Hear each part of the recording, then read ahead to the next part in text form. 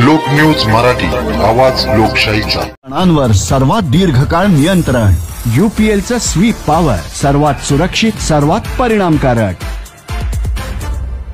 भाऊबीज म्हणजे प्रेम, स्नेह आणि आपुलकीचा सण। विटा शहरात हा सण साजरा झाला एक वेगळ्याच पद्धतीने।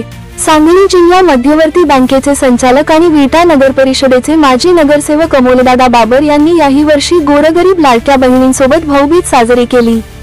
सुमारे 150हून अधिक बहिणींनी अमोलदादांना औक्षण केले, तर अमोलदादांनीही मनोभावे ओवाळणी देऊन आनंदाचा हा सण साजरा केला। दरवर्षीप्रमाणे यंदाही उपेक्षित घटकांबरोबर सण साजरा करण्याची परंपरा त्यांनी कायम ठेवली। भावनांनी ओथंबलेला हा भाऊबीज सोहळा, अमोलदादा बाबर यांची भाऊबीज साजरी करण्याची पद्धत खरोखरच प्रेरणादायी आहे। त्यांनी या सणाचा खरा अर्थ उलगडून दाखवत गोरगरीब बहिणींना आपल्या कुटुंबाचा भाग मानले आणि त्यांच्यासोबत हा पवित्र सण साजरा केला। भाऊबीज हा भावा बहिणींच्या नात्याचा उत्सव आहे आणि अमोलदादांनी या सणाच्या निमित्ताने समाजातील दुर्बल घटकांवर प्रेम आणि आपुलकीचा ओलावा फुलवला। यामुळे त्या बहिणींनाही आनंदाची अनुभूती मिळाली आणि त्यांचा आत्मसन्मान वाढला।